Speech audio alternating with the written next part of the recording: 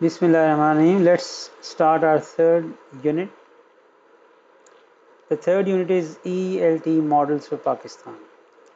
So which models can be useful for Pakistani context and which models are we using presently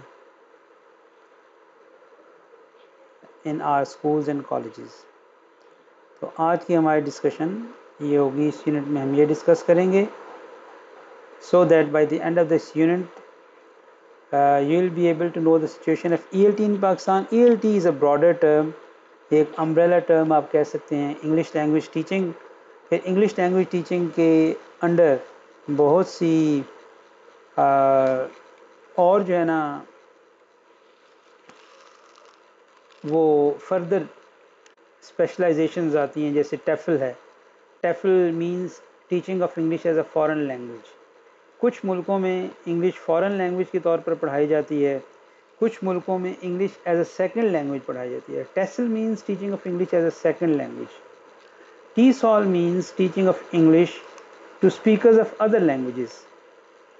So there are so many in teaching of English to adults, teaching of English for job purposes, teaching of English for this and that. In ESP भी ELT के under ही आती है. ESP है English for specific purposes. तो English for specific purposes भी इसी के under आती है. सो बहुत सी ऐसी वो हैं जो आप कह सकते हैं कि ELT के अंडर ही आती हैं.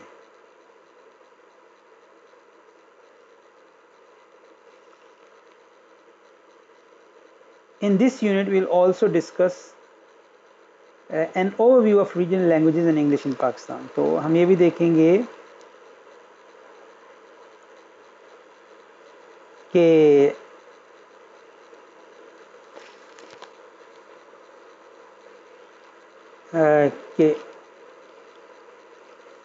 पाकिस्तान में जो दूसरी लैंग्वेजेस हैं उनके बारे में किस तरह की पॉलिसी है और किस तरह वो पढ़ाई जा रही हैं.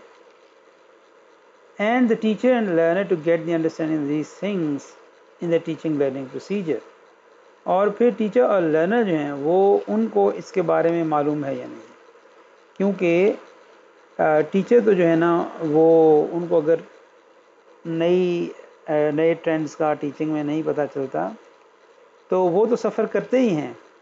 स्टूडेंट्स भी सफ़र करते हैं, क्योंकि अगर स्टूडेंट्स पुराने तरीक़ेकार को ही फॉलो करना चाहते हैं और वो नए तरीक़ेकार को फॉलो नहीं करना चाहते for any number of reasons, तो फिर ज़ाहिर है कि उसकी एफिकेसी, उसकी इफ़ेक्टिवनेस वो मुतासिर होती है. तो इसलिए हम ये भी देखेंगे कि इसमें स्टूडेंट्स और टीचर्स दोनों का क्या रोल होना चाहिए, क्या रोल है और क्या होना चाहिए. The unit 3 is to introduce the main status of English in our multilingual society of Pakistan and its relation with local and native languages. अब पाकिस्तान में उर्दू की उस पर तो डिबेट होती है कि उर्दू पढ़ाई जाए या ना पढ़ाई जाए, और उर्दू जो है ना वो हमारी वो नेशनल लैंग्वेज है या नहीं है, या किस तरह से है. इसी तरह इंग्लिश पे भी डिबेट होती है कि क्या इंग्लिश ही पढ़ाई जानी चाहिए या नहीं पढ़ाई जानी चाहिए. कुछ लोग कहते हैं इंग्लिश नहीं पढ़ाई जानी चाहिए, कुछ लोग कहते हैं पढ़ाई जानी चाहिए. तो ये सारे डिबेटेबल टॉपिक्स हैं. बहरहाल जो फैक्ट है वो ये है कि इंग्लिश इस वक्त एक लैंग्वेज ऑफ यूटिलिटी है, और इस वक्त भी आपके जितने भी कॉम्पिटिटिव एग्ज़ाम्स होते हैं CSS समेत वो सारे इंग्लिश में होते हैं. उनका जो इंटरव्यू होता है वो भी इंग्लिश में होता है, जो पेपर्स होते हैं, एग्ज़ाम्स होते हैं वो भी इंग्लिश में होते हैं. तो हम उसका रिलेशनशिप देखेंगे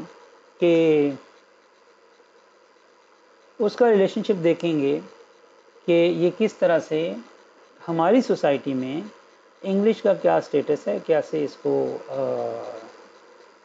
देखा जाता है और कैसे इसको सीखा जाता है. Since the Pakistan independence, the status of English remained controversial between its supporters and opponents. अभी मैंने बताया कि पाकिस्तान में भी इस पे भी कंट्रोवर्सी है. ये बात भी सब लोग इस पे मुत्तफिक नहीं हैं कि इंग्लिश पढ़ाई जाए या उर्दू पढ़ाई जाए. तो However, even then, English teaching has remained very crucial in our education system as a lingua franca. اچھا باقی ملک کے لیے تو لنگوا فرانکا نہیں ہے. لنگوا فرانکا کہتے ہیں اس لینگویج کو جو رابطے کی زبان ہو, رابطے کی لینگویج ہو. یعنی اب آپ دیکھیں کہ اگر ایک آدمی, پاکستان میں تقریباً 70 سے اوپر لینگویجز بولی جاتی ہیں. ایک آدمی جو سندھی سپیکنگ ہے وہ اگر گلگت بلتستان میں چلا جاتا ہے تو گلگت میں بولی جاتی ہے شنا, اور بلتستان میں بولی جاتی ہے بلتی, اور چائنا کے بارڈر کے پاس بولی جاتی ہے وخی, اور چترال اور اس کے ارد گرد کے ایریاز میں بولی جاتی ہے کھوار یا چترالی. تو اب یہ جو لوگ ہیں اگر یہ آپس میں انٹریکٹ کریں گے تو وہ کس زبان میں انٹریکٹ کریں گے, آپس میں کس زبان میں بات چیت کریں گے؟ تو ظاہر ہے کہ وہ اردو ہے. تو اردو ہمارے لیے رابطے کی زبان ہے. لیکن آفیشیل یا اس میں جو ایجوکیشنل سیٹنگز میں جو ہماری لنگوا فرانکا ہے that is English, because a person from Karachi or a person from Gilgit, if they are studying at a university, both or all of them, they will be using English as a medium of instruction. English جو ہے نا وہ medium of instruction ہے. تو اس لیے academia میں lingua فرانکا جو ہے وہ انگلش ہے. اسی طرح جو آفیشیل لینگویج ہے that is English. With the passage of time, it's obtaining more importance, so this unit is important in this regard. اب یہ اس کے ساتھ ساتھ جیسے سپریم کورٹ میں بھی ایک ڈیسیژن ہوا تھا 2015 میں کہ اردو کو امپلیمنٹ کیا جائے. اس کے بعد یہ ہوا کہ تمام کے جو آفیشیل جو لیٹرز وغیرہ ہیں, فارمز ہیں, ان کو اردو میں ٹرانسلیٹ کر دیا گیا. اب وہ بائی لنگول ہوتے ہیں. پہلے صرف انگلش میں اگر ہوتے تھے تو اب وہ بائی لنگول ہوتے ہیں, دونوں زبانوں میں ہوتے ہیں. تو اس لیے اس طرح کی جو چیزیں ہیں وہ چینج ہوتی رہتی ہیں, اور پریزنٹلی یہی اسٹیٹس ہے کہ ایکچولی تو انگلش ہی ہے, اور اگر تھیوریٹیکلی کوئی کہے کہ اردو ہے تو وہ رابطے کی زبان ضرور ہے, عوامی سطح پر ہے, لیکن آفیشیل اور اکیڈیمک اس میں نہیں ہے. Importance of English language in Pakistan. Of all the languages in the world today, English deserves to be regarded as a world language.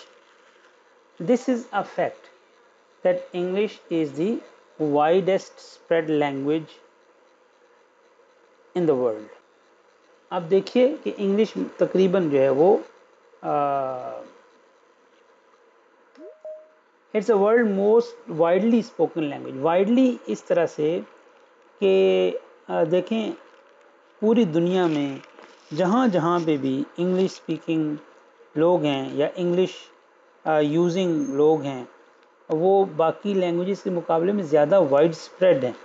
یعنی اگر چائنیز لینگویج سب سے بڑی لینگویج ہے in terms of its speakers, تو وہ ایک جگہ پہ یا ایک ریجن میں چائنیز بولی جاتی ہے. ٹھیک ہے, تو اگر آپ اس کو اسپیکرز نو ڈاؤٹ چائنیز کے سب سے زیادہ ہیں, لیکن اگر آپ اس کو ایسے دیکھیں کہ کتنی وائڈ اسپریڈ لینگویج ہے تو وہ انگلش ہے, کیونکہ وہ دنیا کے ایک کونے سے دوسرے کونے تک بولی جاتی ہے. It is the common means of communication between the peoples of different nations.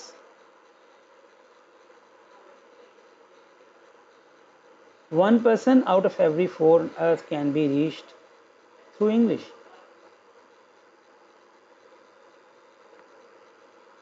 اب اس وقت جو ہے وہ تقریباً انگلش کے نان نیٹو اسپیکرز جو ہیں وہ 1000 ملین سے اوپر ہیں, اور نیٹو اسپیکرز تقریباً 350 ملین سے اوپر ہیں. So total English language using population in the world is about, or it's around 1350 million people. 1350 million people around the world. On the one hand, it's spoken and understood in Australia, and on the other hand, it's used as a first language. Even in Australia, it's used as a first language. In New Zealand, it's used as a first language. And in America, it's used particularly in North America, Canada اور امریکہ میں یہ first language کے طور پر یا native language کے طور پر use ہوتی ہے. تو آپ دیکھیں کہ it's being used around the world. درمیان میں جو ملک جتنے بھی آتے ہیں ان میں بھی ہر جگہ پہ ہر ملک میں تقریباً ایسے لوگ موجود ہیں جو انگلش لینگویج سمجھتے ہیں, بولتے ہیں, یوز کرتے ہیں. تو اس طرح انگلش لینگویج جو ہے وہ ایک بہت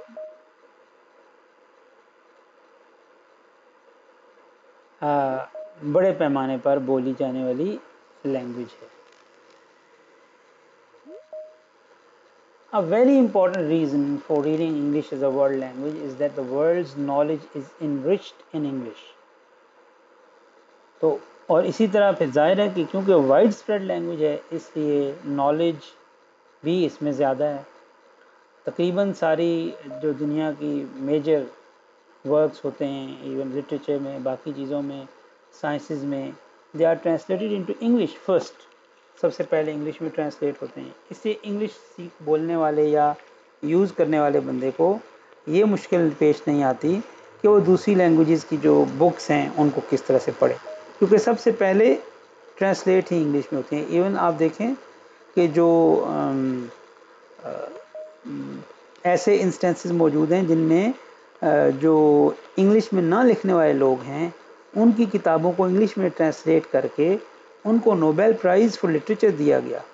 جیسے پالو کویلو ہے تو اس کی برازیلین رائٹر ہے, اس کی انگلش میں ٹرانسلیٹ کی گئی اس کے ورکس اور پھر ان کو نوبل پرائز بھی دیا گیا. اس طرح اور بہت سی مثالیں ہیں. تو countries in Asia and Africa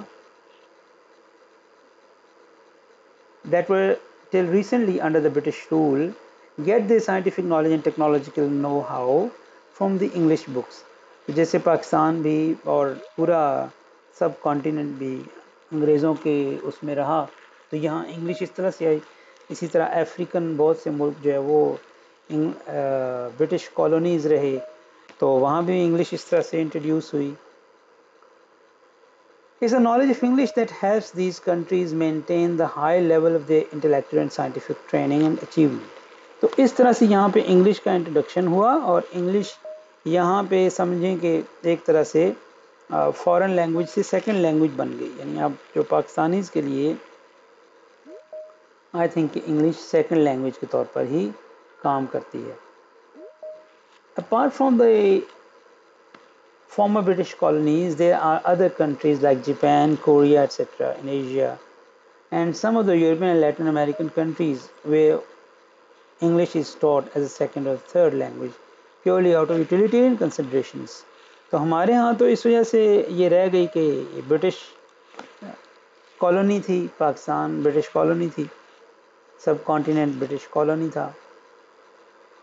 تو لیکن کچھ ملک جو برٹش کالونی نہیں بھی رہے وہاں پہ بھی انہوں نے اس مقصد کے لیے کہ انگلش کی یوٹیلیٹی زیادہ ہے تو انہوں نے انگلش کو اپنانا شروع کر دیا یا اپنا رہے ہیں یا انگلش پڑھ رہے ہیں, سیکھ رہے ہیں. دس از سے almost all over the world whether as a mother tongue or as a foreign language, English is being used one way or the other. تو اس کا مطلب یہ ہے کہ انگلش جو ہے وہ ہر جگہ یوز ہو رہی ہے. انٹرنیشنل جو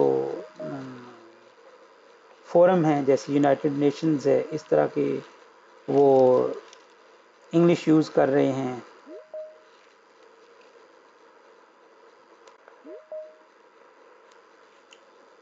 English is being learned and used all over the world, not out of any imposition, but through the realization that it has certain inherent advantages. تو شروع میں تو انگلش امپوز کی گئی. امپوز کا مطلب ہے کہ زبردستی پڑھائی گئی. ظاہر ہے کہ جب سب کانٹیننٹ میں انگریزوں نے اپنی حکومت قائم کی تو جہاں پولیٹیکل امپوزیشن اور باقی امپوزیشن تھی وہاں پہ لنگوسٹک امپوزیشن بھی کی گئی. یعنی یہاں زبردستی لوگوں کو انگلش پڑھائی گئی, ایسے زبردستی کہ بھائی جب جاب اپرچونیٹیز انگلش میں ہوں گی تو پھر لوگ مجبور ہو کے آؤٹ آف کمپلشن انگلش سیکھیں گے. اور اسی طرح ہوا کہ جب یہاں انگلش امپوز کی گئی تو جو فارمر پڑھے لکھے لوگ تھے وہ بالکل ان پڑھ کنسیڈر ہونا شروع ہو گئے, اور پھر جن لوگوں نے انگلش سیکھی یا پڑھی تو ان لوگوں کو جابز ملنا شروع ہو گئیں. تو اس طرح سے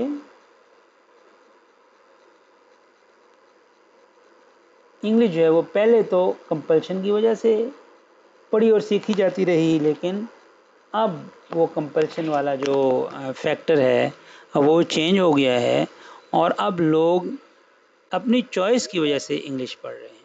اس کی وجہ یہ ہے کہ انگلش اب اتنی وائڈ اسپریڈ ہو گئی ہے کہ تمام کی تمام جو knowledge, learning, scientific knowledge in particular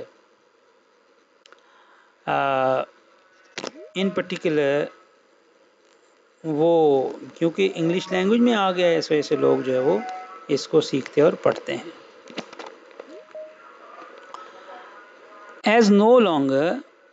No longer English is the language of Great Britain only, it's the language required by the world for great understanding. It's the most international of other languages. So there is no doubt that English exercises a great influence on the educated class of the country. It continues to be the medium of instruction in technical, medical, law and other institutions. تو اب آپ دیکھ لیں ہمارے ارد گرد ساری کی ساری جو وہ ہے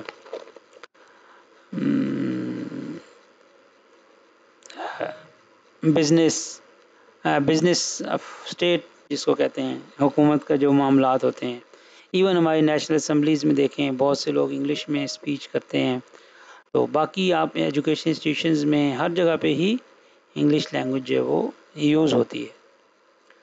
The English press is in the country is very powerful and enjoys not only more circulation but also better influence than the vernacular press.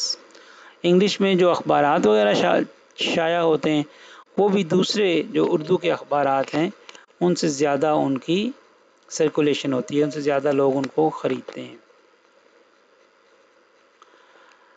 میں نے شروع میں آپ کو بتایا کہ انگلش ELT کے انڈر ہم جو ہے وہ مختلف طرح کی اور مختلف طرح کی جو اسپیشلائزیشنز ہیں، فردر سب ڈویژنز، وہ اس کے انڈر پڑھی جاتی ہیں۔ We can examine the importance of the study of English in Pakistan under the following heads: English as an international language, English as a window on the world, English as a library language, English as a link language. It means it links you with the rest of the world. So if you want to have a linkage with the world, you want to have networking with the world. جیسے networking آج کل ایک networking تو computer کی ہوتی ہے، دوسری networking ہوتی ہے آپ کے جو بزنس، آپ کے جو وہ ہوتا ہے بزنس کہہ لیں یا کوئی بھی آپ کا جو پروفیشن ہے اس کے جو لوگ ہیں ان کے ساتھ جو آپ کا کنیکشن ہے، that is also called networking. تو آپ کو اپنا نیٹورکنگ کے لیے، لوگوں کے ساتھ بات چیت کے لیے، اپنی نالج شیئرنگ کے لیے، ایکسپیرئنس شیئرنگ کے لیے انگلش اگر آتی ہے تو یہ ایک بہت بڑا ایڈوانٹیج ہے۔ The status of English in Pakistan, اب انگلش کا اسٹیٹس پاکستان میں کیا ہے؟ تو پاکستان میں انگلش کو امپورٹنس تو دی جاتی ہے، لیکن کیا اس امپورٹنس کو اسی طرح سے ٹرانسلیٹ بھی کیا جاتا ہے؟ کیا وہ امپورٹنس اسی طرح سے ہمارے ایجوکیشن انسٹیٹیوشنز میں نظر بھی آتی ہے؟ کیا اس کو صحیح طرح سے پڑھایا جاتا ہے یا نہیں پڑھایا جاتا؟ ہم اس پہ آج کی اس سیشن میں ڈسکشن کریں گے۔ The use of English in the subcontinent started at a historic political incident. جیسے میں نے ابھی آپ کو بتایا کہ یہ جب انگریز یہاں پہ آئے تو انہوں نے انگلش کو انٹروڈیوس کروایا، لیکن پھر ظاہر ہے کہ یہ بھی ایک وہ ہے لینگویج ہے، اس نے یہاں اپنی جڑیں مضبوط کر لیں۔ آپ کو شاید معلوم ہو کہ افریقہ میں جس طرح عربک لینگویج آئی اور بالکل افریقہ میں وہ اب فرسٹ لینگویج کے طور پر یوز ہوتی ہے، تو اس طرح لینگویجز کی جگہ جاتی ہیں، اور اسی طرح فرینچ وہاں پہ گئے افریقہ میں تو فرینچ بھی وہاں یوز ہونا شروع ہو گئی۔ تو اس طرح لینگویجز جب دوسری جگہ جاتی ہیں تو سم ٹائمز اس دوسرے علاقے کو بھی اپنا ہی گھر بنا لیتی ہیں۔ The need for English as a language of opportunity and development has been pointed out by several education commissions and expert bodies as a constituent from time to time to examine and define the role of English in our country. ہمارے constitution میں بھی یہ لکھا ہوا ہے کہ بھئی English کچھ عرصے تک اس کو آفیشیل لینگویج جو ہے وہ رکھا جائے گا اور اس کے بعد اردو اس کو ریپلیس کر دے گی، لیکن ابھی تک وہ وقت نہیں آیا کہ اردو اس کو ریپلیس کرے. Unfortunately, the state of English in our country has become a controversial one. There are people who favor the retention of English for its practical utility. On the contrary, there are certain sections that are inimical to English and want to do away with it. تو میں نے پہلے بھی ذکر کیا اسی کے شروع میں بھی کہ یہ ایک کنٹروورشل بات ہے، یا اس میں سب لوگ متفق نہیں ہیں کہ انگلش کو ہی پڑھنا چاہیے، سیکھنا چاہیے، یا اپنی جو ریجنل لینگویجز ہیں یا اردو ہے اس کو پڑھنا چاہیے یا سیکھنا چاہیے. تو یہ تو ایک کنٹروورشل ایشو ہے، یہ رہے گا ظاہر ہے. English is the language of administration and compulsory and a compulsory subject at schools, colleges, universities. جتنے بھی ایجوکیشن انسٹیٹیوشن ہیں، جتنے بھی ہائر ایجوکیشن ہے، وہ ساری انگلش میں ہی ہے، وہ خواہ میڈیکل کی ہو یا انجینئرنگ کی ہو یا یونیورسٹی کی جنرل ایجوکیشن ہو، ساری ایجوکیشن ہی انگلش میں ہے. ہم دیکھتے ہیں کہ وہ ساری انگلش میں ہے. Knowledge of English is a must to climb the social ladder. Speaking has become a fashion, if not a craze. تو اسی طرح اسپیکنگ، انگلش اسپیکنگ اور انگلش میں اگر آپ بات چیت کرنا جانتے ہیں، اگر آپ کو انگلش آتی ہے، نو ہاؤ ہے، تو ان لوگوں کے لیے معاشرے میں ادھر ادھر جانا اور ایون اپنے جاب میں اور ان میں ان کو ترقی کرنا وہ آسان ہو جاتا ہے. Our aim in teaching English to our students is to enable them to use English with ease and comfort. اب ہمارا مقصد کیا ہے ایز انگلش لینگویج ٹیچرز، کہ ہمارے جو اسٹوڈنٹس ہیں they should be able to use English easily, تو ان کو انگلش یوز کرنے میں کوئی مشکل نہ ہو. کیونکہ اب جب فیکٹ یہ ہے کہ انگلش جو ہے وہ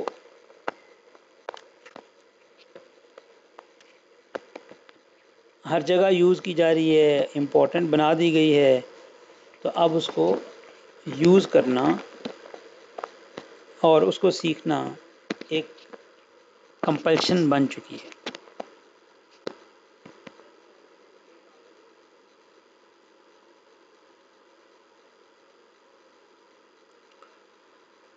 To use it both instrumentally and integratively.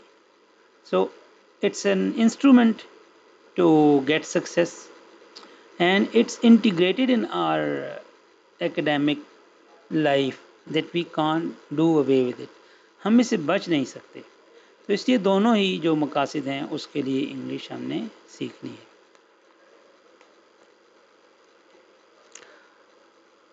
تو ہم اپنے اسٹوڈنٹس کو انگلش لینگویج کی جو تمام کی تمام سکلز ہیں ان میں ان کو بہتر انداز میں ٹرین کر سکیں، یہ مقصد ہمارا as an English language instructor ہونا چاہیے. It will enable them to maintain the high level of their intellectual and scientific training and achievement.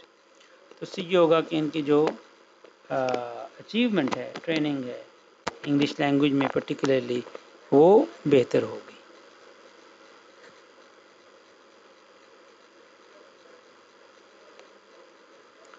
Conditions under which English is taught.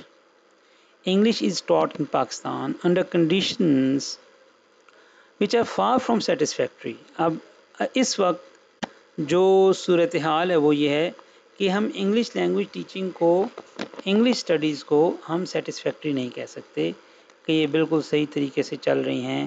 We can not سے دس. کیوں؟ کیونکہ یہ satisfactory بالکل بھی نہیں ہے. ہم اب ون بائی ون اس چیز کا جائزہ لیں گے کہ یہ سیٹسفیکٹری ہیں یا نہیں. Lack of a clear cut policy. It is admitted in all hands that the standard of English has gone down in our schools and colleges. تو سب لوگ یہ مانتے ہیں کہ انگلش کا اسٹینڈرڈ جو ہے وہ بہت ہی پور ہے اور پہلے کی نسبت بہت ہی نیچے جا چکا ہے. One of the reasons for the decline in the standards is the lack of a clear-cut policy regarding the place of English in the school curriculum. एक पॉलिसी जो है वो भी नहीं है, और फिर educationists, politicians, journalists express different views on the place of English should be given in Pakistan. मुख्तलिफ लोग जो हैं वो मुख्तलिफ तरह के व्यूज़ का भी इजहार करते हैं कि इंग्लिश को किस तरह से वो उसको क्या स्टेटस दिया जाए, उर्दू को क्या स्टेटस दिया जाए. कुछ लोग इसको उर्दू के साथ बिल्कुल आमने सामने ला के खड़ा कर देते हैं, जो मेरे ख्याल में एक बेहतर तरीक़ाकार नहीं है कि आप इसको इसके सामने ला के खड़ा कर दें कि हम इंग्लिश सीख रहे हैं इस वजह से हमें उर्दू नहीं सीखनी चाहिए, या उर्दू सीख रहे हैं इस वजह से हमें इंग्लिश नहीं सीखनी चाहिए. तो ये वाला तरीका जो इन दोनों लैंग्वेजेस को आपस में टकराने का है वो ठीक नहीं है. As views expressed outside do have their impact in the classroom. जब हम भी बच्चों को पढ़ाने लगते हैं तो बच्चे फिर कहते हैं कि भाई ये तो हमें पढ़नी नहीं चाहिए, क्योंकि जब वो ही सुनते हैं मीडिया पे या इधर उधर सुनते हैं कि ये तो हमारी लैंग्वेज भी नहीं है और हमें क्यों पढ़नी चाहिए वगैरह वगैरह, तो उनका इंटरेस्ट भी ख़त्म हो जाता है. It's time to lay down a clear-cut policy regarding the place of English in school and college curriculum for an effective study of the language. इसलिए अभी बिल्कुल सही वक्त है कि हम एक पॉलिसी का तयन कर लें, हम एक पॉलिसी बना लें कि इंग्लिश को किस लेवल तक, किस सतह तक, किस जगह तक हमने पढ़ना पढ़ाना सीखना है या नहीं सीखना.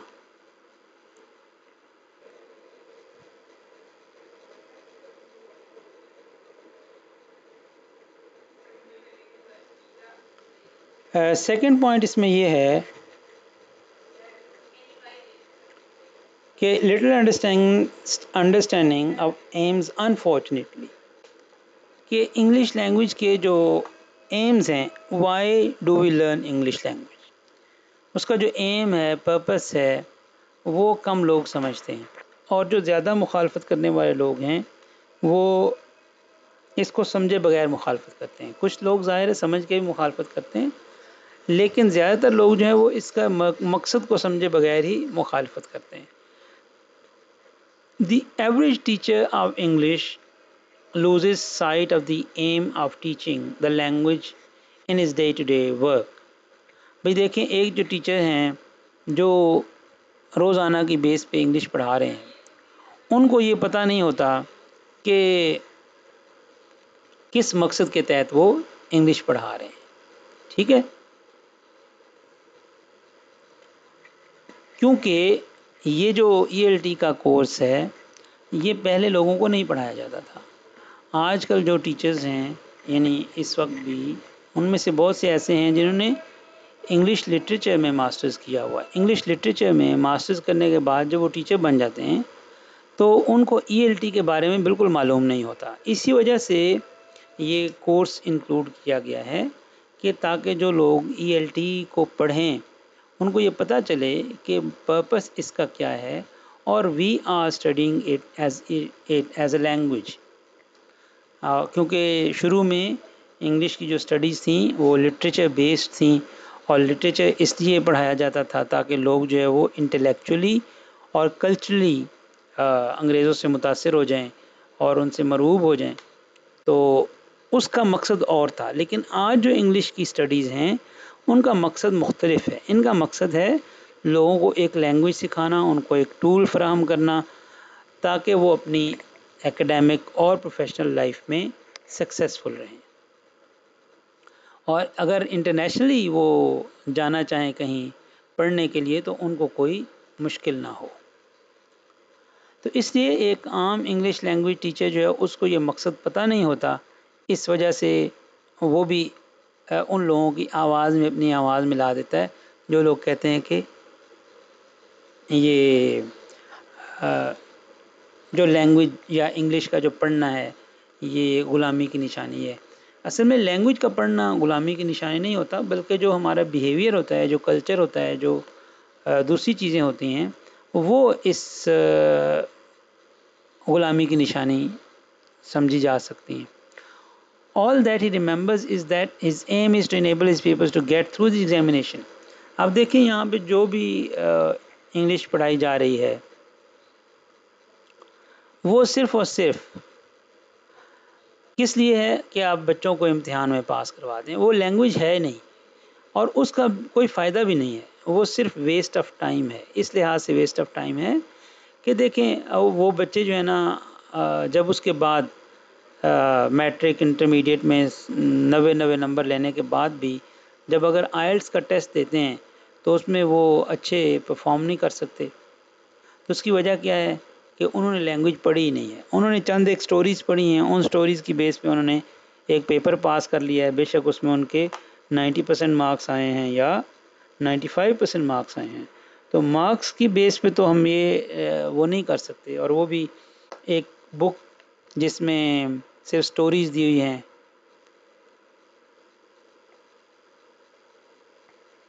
تو وہ جو سٹڈیز ہیں وہ اس مقصد کو پورا نہیں کر رہی.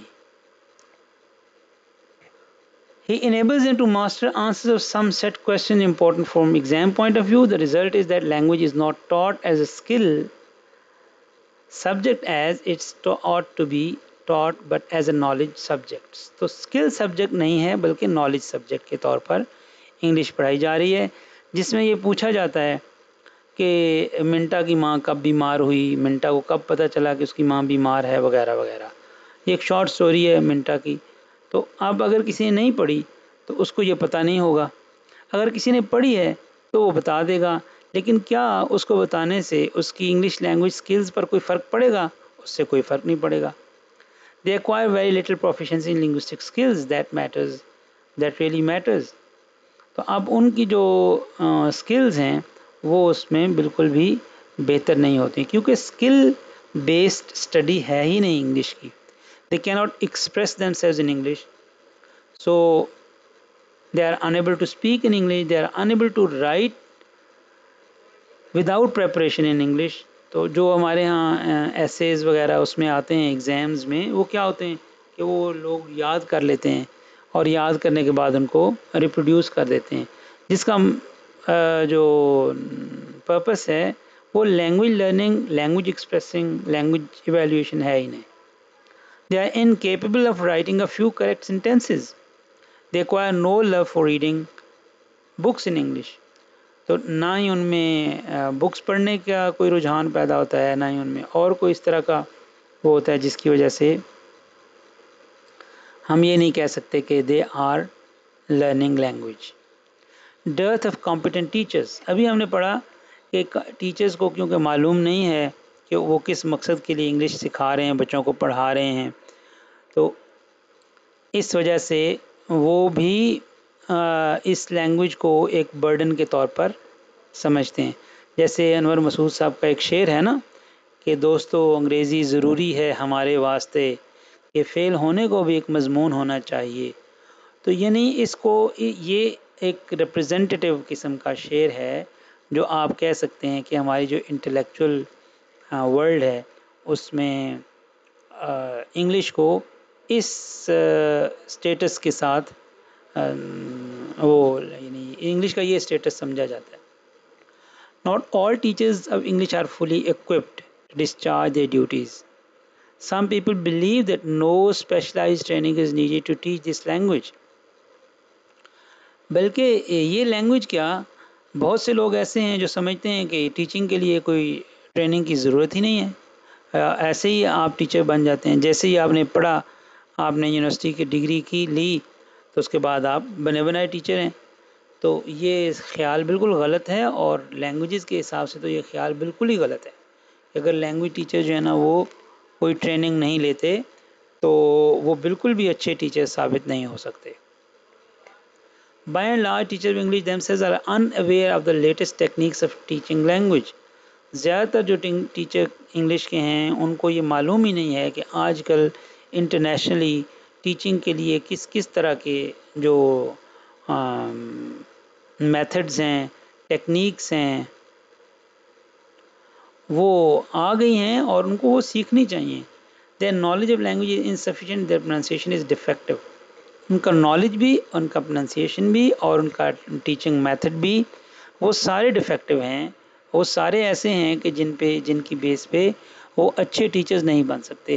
اور ایک اچھا ٹیچر ہی بچوں میں یہ اپنے سبجیکٹ کی دلچسپی پیدا کر سکتا ہے. اگر ٹیچر اچھا نہیں ہوگا تو وہ سبجیکٹ جتنا بھی اچھا ہو، جتنا بھی افیکٹو ہو، جتنا بھی مارکیٹیبل ہو، وہ بچے اس میں انٹرسٹ نہیں لیں گے. The foundational years of the English language in schools are in the hands of teachers who neither know enough English nor are familiar with the latest and far-reaching developments in the pedagogy of English. یعنی بنیادی جو تعلیم ہے English میں، جس age میں بچے language بہت اچھے طریقے سے سیکھتے ہیں، وہاں پہ جو ٹیچرز ہیں وہ نہ ان کو پیڈاگوجیکل سکلز آتی ہیں، نہ ہی ان کی ان کی جو ٹیچنگ سکلز ہیں وہ اتنی اچھی ہیں، نہ ہی ان کا اپنا نالج بیس اتنا اچھا ہے کہ وہ بچوں کو پڑھا سکیں. اور یہ ایکسپیرینس میں نے پرسنلی کیا ہے اس طرح کہ ہمارے کالج میں جو جونیئر سیکشن سے جب بچے سینئر سیکشن میں آتے ہیں تو they come with certain mistakes that are imprinted on their minds in a such a way کہ ہم ان کو ختم کرنے کے باوجود بھی ختم نہیں کر سکتے. فار ایگزامپل ایک ایگزامپل شیئر کروں گا کہ یورز کے ساتھ اپوسٹرافی نہیں ہوتی، اور وہ جو بچے ہیں وہ ہمارے پاس بی ایس کر کے بھی نکل جاتے ہیں اور ہم ان کو بتاتے رہتے ہیں کہ یورز کے اوپر اپوسٹرافی نہیں ہوتی، لیکن وہ اپوسٹرافی ختم کرنے کے لیے تیار نہیں ہوتے. There is a grave shortage of trained and fully qualified teachers. تو جس طرح باقی فیلڈز میں بھی یہ پرابلم ہے کہ ٹیچرز جو ہے نا وہ بہتر نہیں ملتے، انگلش میں وہ پرابلم اس سے بھی زیادہ ہے، کیونکہ English is a language as well as a skill and a subject as well. The supervision of English teaching in schools has continued to be neglected, with hardly any trained specialists engaged in this task. اور ان کے جو supervisors ہیں وہ بھی trend نہیں ہیں. اب اگر ایک سپروائزر مین جیسے پرنسپل ہوتے ہیں یا اس طرح کے جو یا ڈائریکٹرز وغیرہ ہوتے ہیں، اب اگر وہ کسی اور سبجیکٹ کے ہیں تو ان کو بالکل معلوم نہیں ہوگا کہ لینگویج پڑھانے کے لیے کیا کیا چیزیں یا کیا کیا وہ ضروری ہے، کس طرح کے ٹیچرز ہونے چاہیے، کس طرح کا لینگویج کلاس روم ہونا چاہیے. آپ کو پتہ ہوگا کہ لینگویج کلاس روم میں اگر فکسڈ چیئرز پڑی ہوئی ہیں تو ایک اچھا کلاس روم سمجھا نہیں جاتا. لینگویج کلاس روم میں اگر بچے 25 سے اوپر ہوتے ہیں تو دے کی ناٹ لرن اے لینگویج.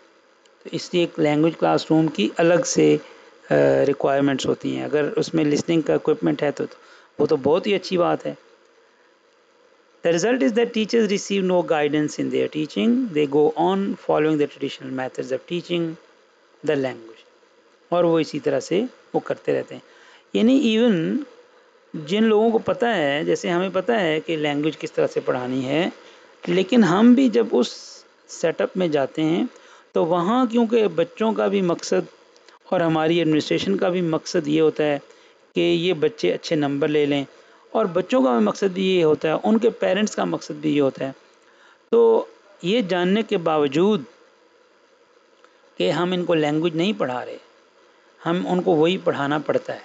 اس کی وجہ یہ ہے کہ اگر ہم ان کو لینگویج پڑھانا شروع کر دیں اور ان کی جو ٹیکسٹ بکس ہیں وہ نہ پڑھائیں تو وہ ان دی اینڈ وہ بچے بھی شکایت کریں گے کہ آپ نے ٹیکسٹ بک تو پڑھائی نہیں جس میں سوال آئے ہیں اور ہمارے نمبر اچھے نہیں آئے. بے شک ان کی سکلز جو ہے وہ امپروو ہو جائیں اور وہ پہلے سے بہتر یوزرز آف انگلش بن جائیں، لیکن پھر بھی اس بات پہ وہ ناراض ضرور ہوں گے کہ آپ نے ہمیں ایسے نہیں پڑھایا کہ ہمارے نمبر اچھے آ جاتے، اور ان نمبروں کی بیس پہ ہمارا آگے میڈیکل میں انجینئرنگ میں ایڈمیشن ہو جاتا تو ہمارے لیے تو وہ زیادہ بہتر تھا، ہمارا ایم تو وہ تھا. تو یہ ایک پرابلم جو ہے وہ جن لوگوں کو پتہ ہے ان کو بھی فیس کرنا پڑتا ہے. اس کی وجہ یہ ہے کہ جو ان کا پرپس ہے وہ سب اسٹینڈرڈ ٹیکسٹ بکس. ابھی ہم نے ٹیکسٹ بک کی بات کی کہ ہمیں ٹیکسٹ بکس کو فالو کرنا پڑتا ہے، جس کی وجہ سے جو لینگویج ہے وہ صحیح طور پر پڑھائی نہیں جاتی، اور ٹیکسٹ بکس جو ہے نا وہ بچوں کو کچھ شارٹ سٹوریز، کچھ پوئمز، کچھ ون ایکٹ پلیز، کچھ ناول، ایک ایبریجڈ ورژن آف ناول وہ دے دیتے ہیں، اور پھر ان میں سے ہی پیپر بن جاتا ہے۔ اب اگر ایک بچے کو یہ نہیں پتا کہ کسی شارٹ سٹوری میں کوئی جو کیریکٹر ہے اس کے بارے میں سوال آ جاتا ہے، تو اس کو اگر وہ انفارمیشن نہیں ہے لیکن اس کی انگلش لینگویج سکلز بہت اچھی ہیں ادروائز، تو وہ اس کا جواب نہیں دے سکے گا۔ اگر سو اینڈ جان سی والی کہانی کسی نے نہیں پڑھی تو اس کی انگلش لینگویج سکلز جتنی مرضی اچھی ہوں، وہ اس کہانی کے کانٹیکسٹ میں کسی سوال کا جواب نہیں دے سکے گا۔ تو جب انفارمیشن بیسڈ چیزیں اس طرح سے ہوں گی تو وہاں لینگویج جو ہے وہ اس کو نہ ہی چیک کیا جا سکتا ہے، نہ ہی اس کو صحیح طور پر اس کی evaluation. English readers and textbooks are substandard. Substandard, they are of low standard. ان کا اسٹینڈرڈ اچھا نہیں ہے۔ In their writing, no attention has been paid to the selection and gradation of structures. اور جو ٹیکسٹ بک سلیکٹ کرنے والے ہیں وہ بھی اس طرح کی سلیکشن نہیں کرتے۔ All the vocabulary has been graded from year to year, yet the authors of these books do not take pains to see that it's properly used in a manner to facilitate its grasp by the students. اگر اس میں کوئی دیکھتے بھی ہیں تو وہ صرف اور صرف ووکیبلری کو دیکھتے ہیں، تو ووکیبلری تو ساری لینگویج نہیں ہے نا۔ ووکیبلری لینگویج کا ایک بہت امپورٹنٹ پارٹ ضرور ہے، but it's not all language, it's not the language. In our textbooks, we lay more stress on the subject matter rather than on the teaching of the language. ٹھیک ہے، ابھی ہم نے کہا کہ ہم سبجیکٹ میٹر پر بہت زیادہ زور دیتے ہیں۔ سبجیکٹ میٹر کا مطلب ہے کہ ہم جو ہے نا وہ کانٹینٹ پہ زیادہ ہمارا زور ہوتا ہے، کانٹینٹ جو ہے وہ اچھے سے اچھا ہو، تو اس کا لینگویج پہ کیا اثر ہوتا ہے یا کیا کس طرح سے ہوتا ہے وہ اس کو نہیں دیکھا جاتا۔ As a result pays more attention to the subject matter rather than to، جیسے میں نے آپ کو کہا نا کہ the authors of the text is required to include chapters on the biographies of great men, on health, hygiene, road sense, etc. تو اب اگر کسی کے بارے میں انفارمیشن بیسڈ وہ ہے سبق ہے، لیسن ہے، تو اس میں سے انفارمیشن ہی پوچھی جاتی ہے۔ جیسے پہلے ایک ناول پڑھایا جاتا تھا مسٹر چپس، اب نہیں پڑھایا جاتا۔ تو اب مسٹر چپس کب پیدا ہوا، مسٹر چپس نے کب ملازمت شروع کی، مسٹر چپس کی کب شادی ہوئی، اس کا انگلش لینگویج کے سکلز کے ساتھ یا لرننگ کے ساتھ کوئی تعلق نہیں ہے۔ اگر کسی کو پتہ بھی ہوگا کہ مسٹر چپس 1885 میں مثال کے طور پر پیدا ہوا، تو اس کی انگلش لینگویج سکلز تو کسی اس میں پرکھی نہیں جا رہی نا۔ The illustrations in these textbooks, which are indeed few, leave much to be desired. اسی طرح illustrations بھی نہیں ہوتی۔ illustrations یعنی تصویروں کی مدد سے جو چیزیں بتائی جا سکتی ہیں، سکھائی جا سکتی ہیں، پڑھائی جا سکتی ہیں۔ There is usually not included any practice exercise to teach the language to the students. Rather there are testing exercises. تو ایسی ایکسرسائزز ہونی چاہیے جن میں بچوں کو لینگویج کی سکھائی جائے۔ جیسے آپ نے اگر کسی اس کی کوئی گرامر کی بک پڑھی ہو تو اس میں اس طرح سے ایکسرسائز ڈیزائن کی جاتی ہیں کہ جب آپ وہ ایکسرسائز کرتے ہیں تو آپ کی لرننگ انہانس ہوتی ہے۔ تو وہاں ٹیکسٹ بک میں ایکسرسائز کا مقصد ٹیسٹ کرنا نہیں ہوتا بلکہ لرننگ کو انہانس کرنا ہونا چاہیے۔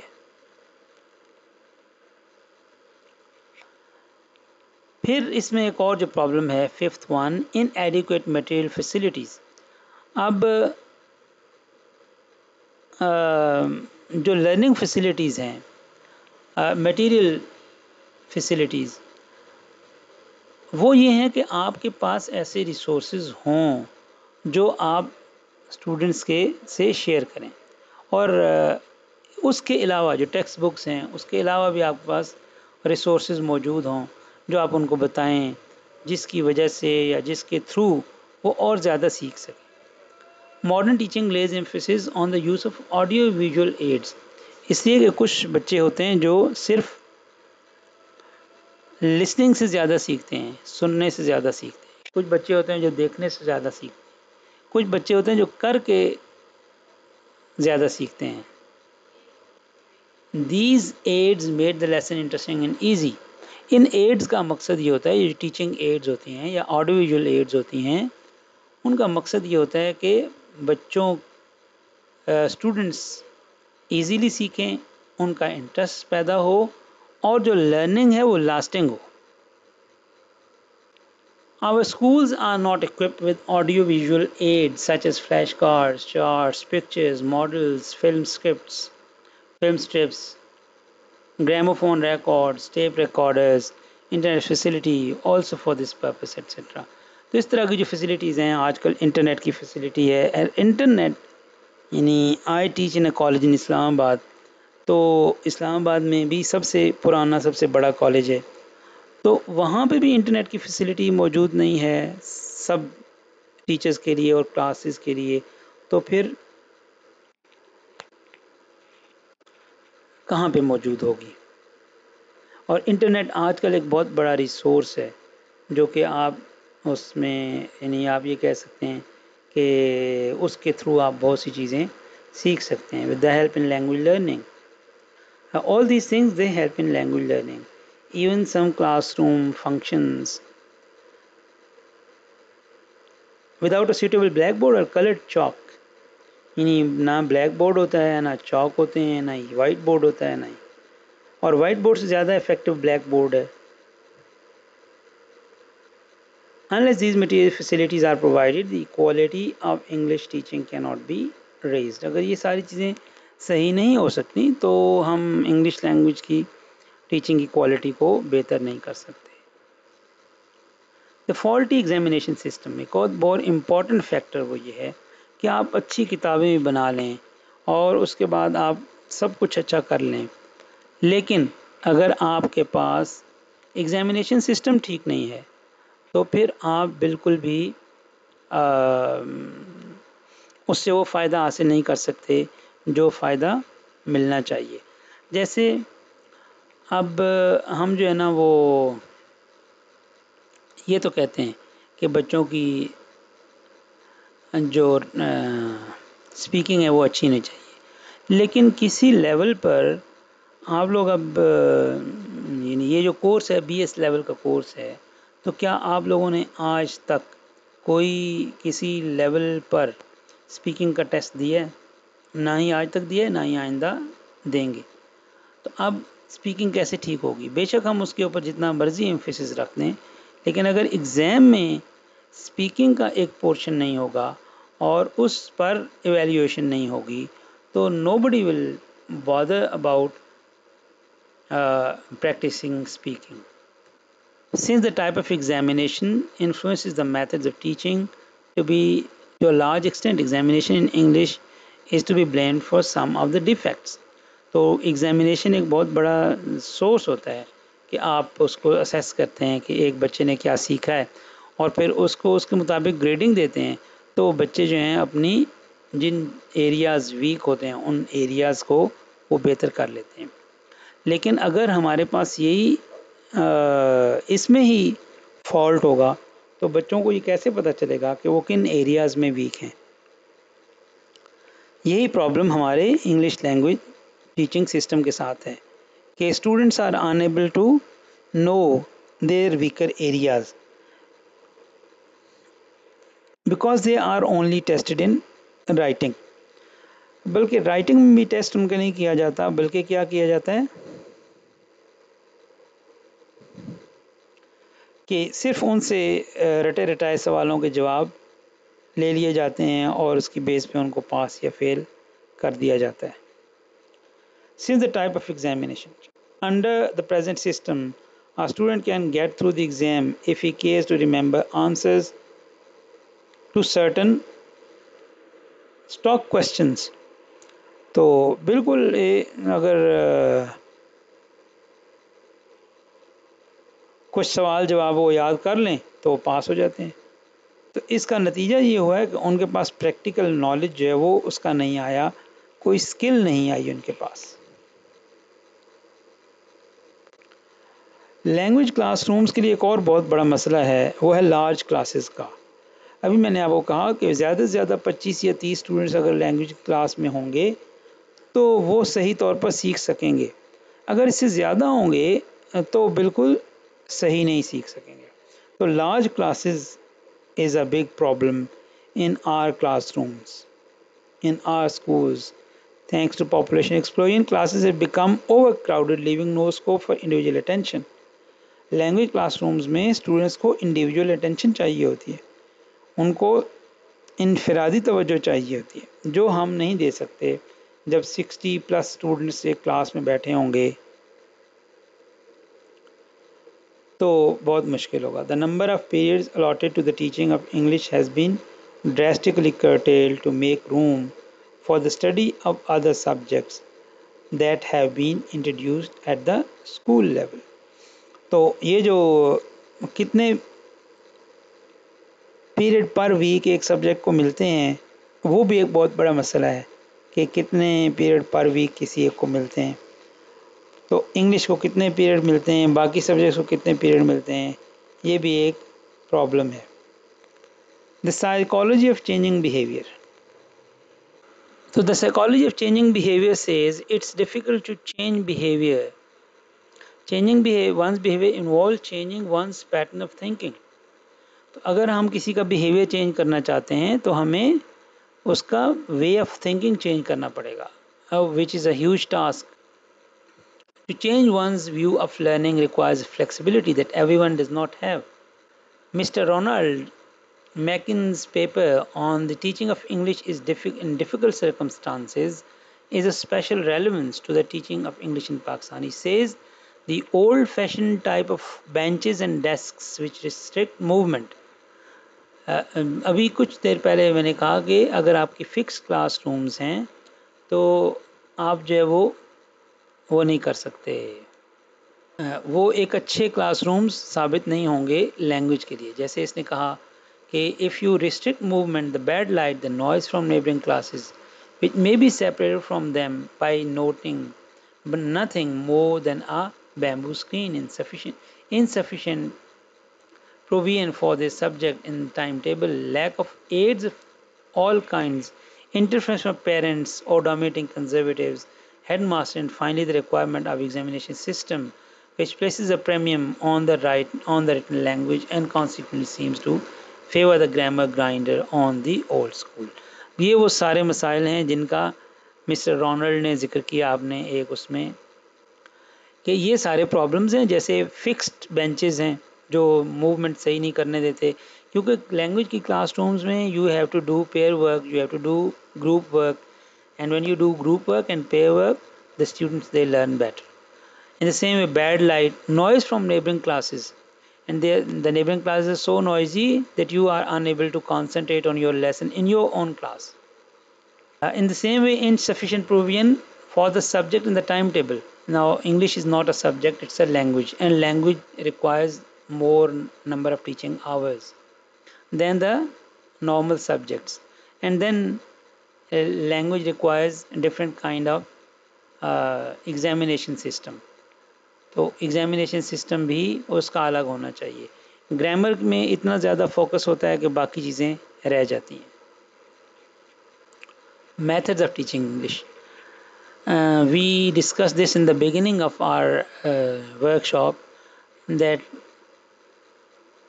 Even today the most widespread language of teaching English is GTM, that is grammar translation method, in which grammar is taught through translation, and language is considered to be only translation from one language to the other language and vice versa. So grammar translation method is most wasteful and still followed in majority of schools. Oral work, which is soul of any good method, is neglected. Grammar translation method میں oral work بالکل نہیں ہوتا, بلکہ grammar work بھی نہیں ہوتا. There is no oral practice on the part of the students, as a result of which they cannot construct a few sentences of English of their own accord. So they cannot make new sentences, they only memorize existing sentences, and then they are able to translate a few sentences from Urdu to English and English to Urdu. In this way, they think that they have learnt a language. All that they do is to cram answers to certain set questions, and teachers have them do so. And teachers evaluate them on the basis of that cramming. If a student is good at cramming, good at memorization, his or her marks are better than others. The method to be followed is the oral approach, popularly known as structured approach in our country. Oral means Oral means listening and oral means speaking. There are some institutions like Beacon House, Ali Institute, where this direct method is adopted in teaching English, but the number of these institutions and the outcome is very less. So there are few institutions which follow direct method or the proper method of teaching English, but their students and their outcome is not appropriate, is not enough. Cultural impacts of English. We discussed in the beginning as well. English introduces to us a civilization of the other foreign countries, especially the Western culture. It's through this language that we have shared the wisdom of the West. So we come to know what the West and the Western thinkers think, because when we read their writings, we learn their culture and their thinking as well. In the struggle for independence, English played a significant role in bringing together our national leaders from various regions of the country, enabling them to share their thoughts. So, this is writer's perspective that English played a major role in bringing our leaders together who didn't know other languages but English. As movements of the preservation of minor or weaker languages in Europe tell us, if a child is told that his or her language is inferior, the message being conveyed is that he is or she is inferior. And when the British they colonized subcontinent, they made us realize that our language, our culture, and our understanding of the world, our worldview, they are all inferior to their language, their culture, their worldview. And we have accepted all these things as they taught us. In short, one is giving a negative image to children by telling them that the cultural capital they possess is not capital at all, but a stigma and a handicap. जब हम अपने बच्चों को ये बताएंगे कि हमारा जो कल्चरल कैपिटल है वो कल्चरल कैपिटल है ही नहीं, बल्कि वो एक धब्बा है, एक दाग है, तो they will avoid this culture, this language, and an essential one that of their legacy, history, culture and identity. तो ये अगर सारी चीज़ें हम ये समझते हैं कि और अपने यंग जनरेशन को भी ये समझाएंगे कि all these things they are inferior to British और वेस्टर्न और American culture, they would accept it as it is. Being ashamed of one's own true identity. So we as Pakistani should not be ashamed of our own identity. Incidentally, the poor and the less powerful classes, gender, and communities have always been ashamed of aspects of their identity. So it has been throughout the history that those who are ashamed of their identity, they cannot make progress. They remain inferior. They feel inferior. It's a fact that the lower class castes not only accept lower status but look down upon the people low in the social scale and even upon themselves.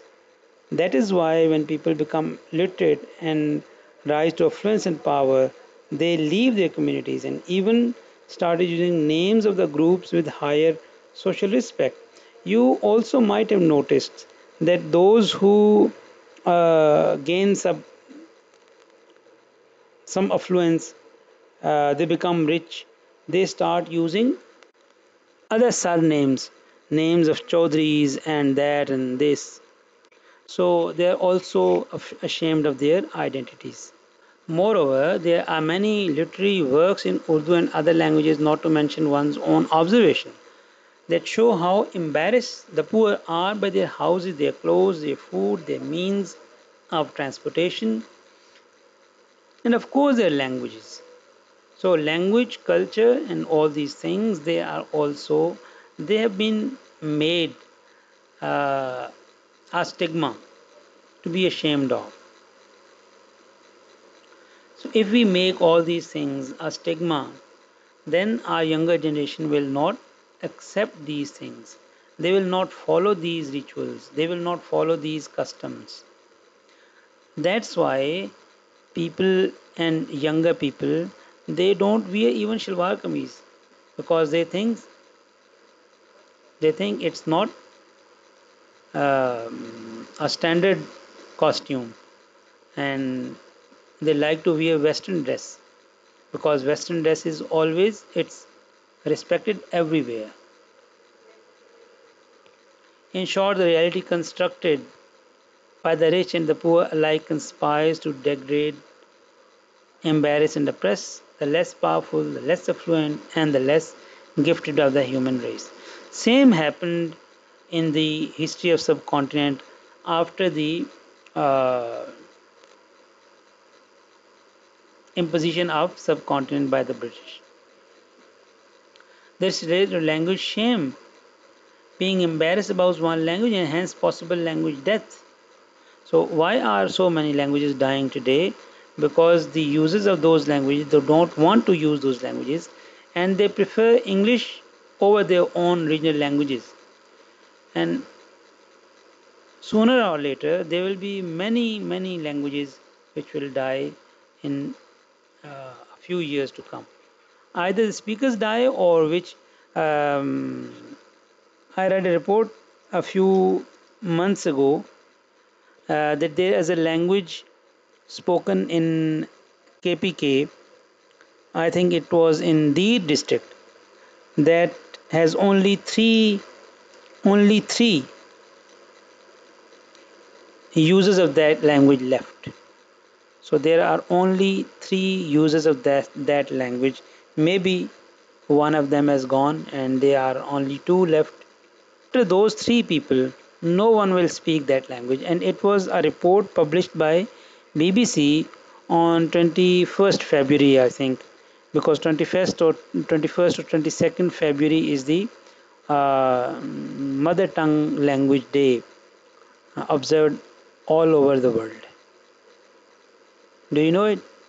Either the speakers die, or which is more often the case, they voluntarily shift to a powerful language which helps them survive as members of another human group rather than their own.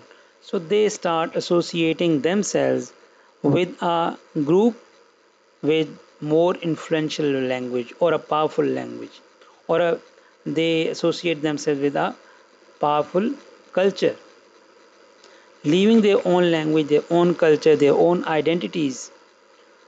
In the same way, because more people cannot afford these elite schools, and therefore they are under pressure. Those who can afford, they send their children to those schools where English is taught excellently, and they get good jobs, or they even move abroad for better opportunities. But those who cannot afford these studies, they remain in Pakistan, or they, as such, linguistic globalization is anti-poor, pro-elite, and exploitative. So this linguistic globalization, now you see that we are even a victim to this, that our own language, while this has also created an increased awareness of language rights and movements to preserve languages, it has generally resulted in more people learning English. So more and more people, they are inclined to learning English, because English is the language of utility. It's the language of job. It's the language of trade commerce in each and every thing, اس لیے لوگ پھر English language کو prefer کرتے ہیں، اور کچھ لوگ پھر اپنی لینگویج کو بالکل ہی چھوڑ دیتے ہیں. Pakistan this means that the poor are under more pressure than before because they cannot afford expensive schools. Our own languages, they are suffering due to English. And this linguistic imperialism or linguistic uh, um, imperialism is anti-poor, it's pro-elite because elite, they can seek admission to such schools, and it is exploiting the poor as well. While it may not be possible to reverse the trends of globalization, it's possible to promote the concept of additive bilingualism.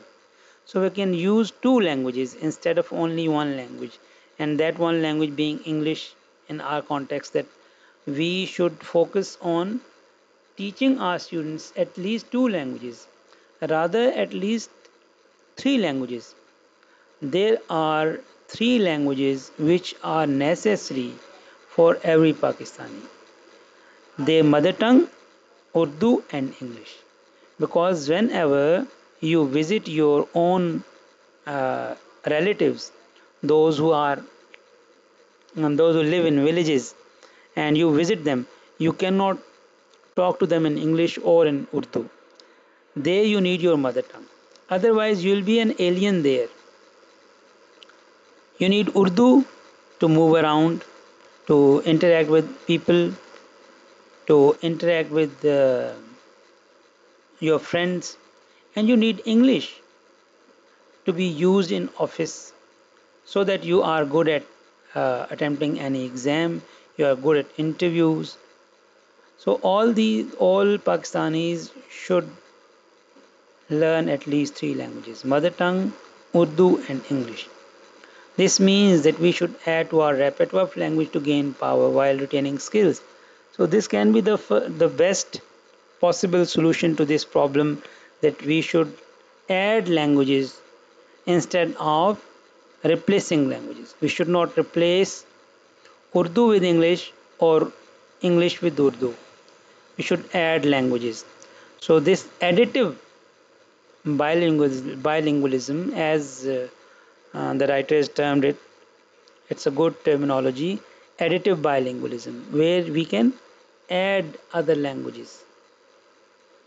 تو بجائے اس کے کہ ہم ایک language کو eliminate کر دیں، اس کو ختم کر دیں، ہمیں یہ چاہیے کہ ہم اور لینگویج کو ایڈ کر لیں.